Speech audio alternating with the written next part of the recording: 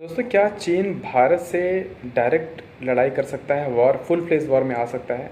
तो इसका उत्तर है कि चीन कभी भी भारत से डायरेक्ट वॉर में इन्वॉल्व नहीं होगा।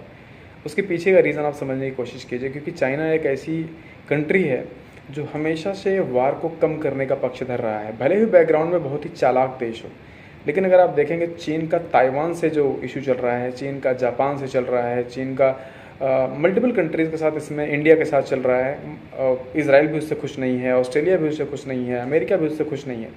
लेकिन आप देखेंगे कि चीन कभी किसी से लड़ाई का पक्षधर नहीं रहा है, क्योंकि वो जानता है कि जिस स्पीड से वो ग्रो कर रहा है, अगर उसके शहरों में 10-20 बम भी गिर गए हैं तो उसकी इकोनॉमी बहुत ज़्यादा मतलब इम्पैक्टेड हो जाएगी।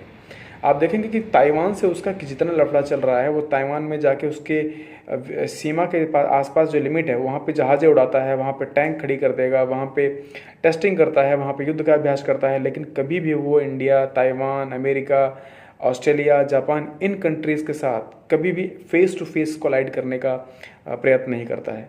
इसलिए आप इस बात को समझ के चलिए कि चीन बहुत ही शातिर देश है, वो कभी भी लड़ाई में नहीं आएगा।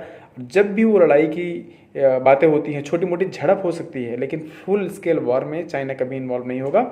बल्कि एक सामरिक और कूटनीतिक तरीके से वो प्रेशर जनरेट करने की कोशिश करता है, वो अपने अपोजिट देशों पे दबाव डालने की कोशिश करता है, लेकिन वो कभी प्रत्यक्ष रूप से युद्ध में नहीं आएगा जब तक कि उसके लिए वो अनअवॉइडेबल हो। क्योंकि चाइना बहुत ही शातिर देश है और उसकी चालाकी हर कंट्री नहीं समझ सकती है। इसलिए आप समझ सकते हैं कि चाइना कभी भी फुल फ्लेज वॉर में नहीं आएगा।